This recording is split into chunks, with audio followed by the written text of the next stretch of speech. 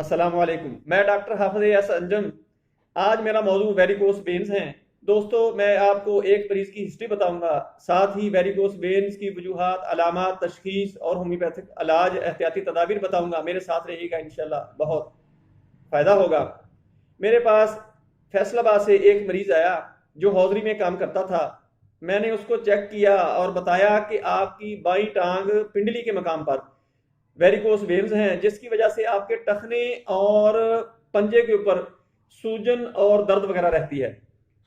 मैंने उसकी दवाई सजेस्ट की, परहेज वगैरह बताया, डाइट प्लान दिया। 1.5-2 माह तक उसने मेडिसिन इस्तेमाल की। अल्लाह ने शिफा याब कर दिया। वो पहले की तरह हौजरी में उसी तरह रूटीन में अपना काम कर रहा है। वेरिकोस वेन्स बनने की कई वजूहत हैं। बाज मरीजों को चोट लगने की वजह से वेरिकोस वेन्स बन जाती हैं।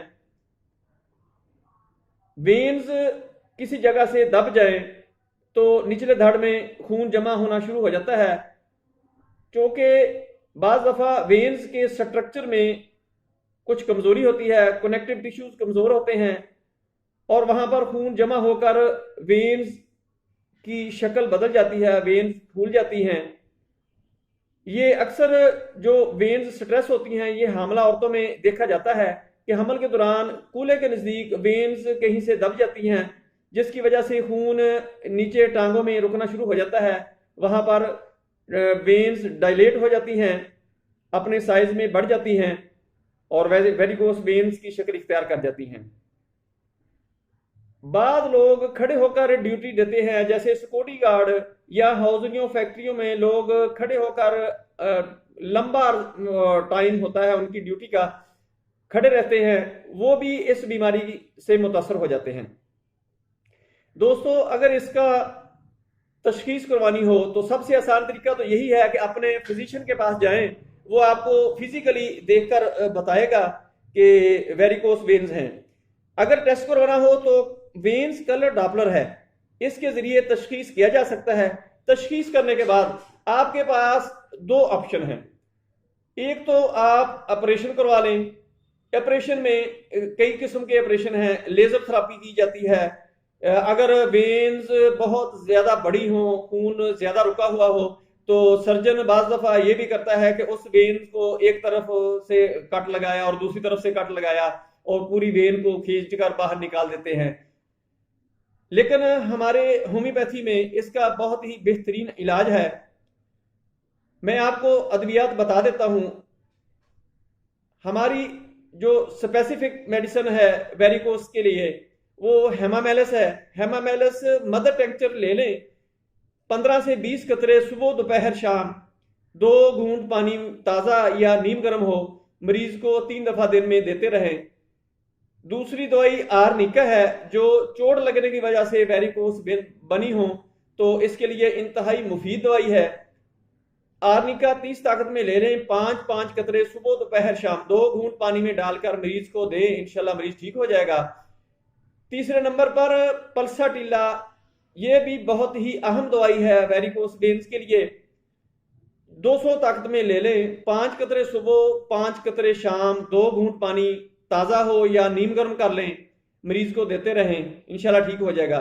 जर्मन की कंपनी रिकोवक है, उसका एक कॉम्बिनेशन है R42, वो ले लें। 20-20 कतरे सुबह दोपहर शाम आपने मरीज को इस्तेमाल करवानी है, इंशाल्लाह मरीज ठीक हो जाएगा। इसके अलावा कलकेरिया फ्लोर 6x में लेकर 4-4 गोलियां सुबह दोपहर शाम मरीज को दें। फ्लोरिक एसिड है, वो 30 ताकत में ले लें, 5-5 कतरे सुबह दोपहर शाम मरीज को दें। इन अद्वियात के इस्तेमाल से मरीज इंशाल्लाह ठीक हो जाएगा।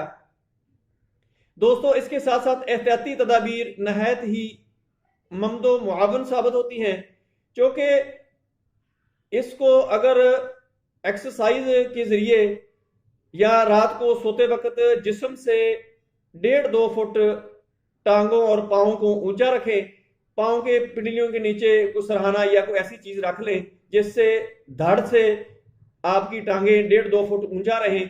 इससे ब्लड का जो फ्लो होगा वो हार्ट की तरफ आना शुरू हो जाएगा, ब्लड सर्कुलेशन बहाल हो जाएगी। ये बहुत ही अहम साबित होगी।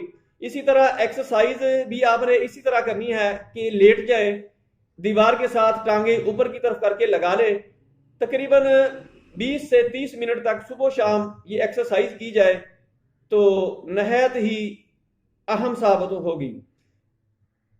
कंप्रेशन सॉक्स, जो टाइट किस्म की जुराबें होती हैं, वो पहनी जाएं। वो वेन्स को दबाकर रखती हैं। ये भी ब्लड सर्कुलेशन के फ्लो को बरकरार करने में मुआवन साबित होती हैं। ये भी इस्तेमाल की जाएं तो इंतहाई अच्छा रिजल्ट मिलता है। दोस्तों, मेरी इन बातों और अद्वियात को इस्तेमाल करें, आपको बहुत ही फायदा होगा। मेरी वीडियो पसंद आए तो इसको लाइक और शेयर करें, बेल आइकन को दबा दें, मेरे चैनल को सब्सक्राइब करें ताकि आपको नई नई वीडियो नए नए मौजूआत पर मिलती रहें। अल्लाह हाफिज। पाकिस्तान जिंदा।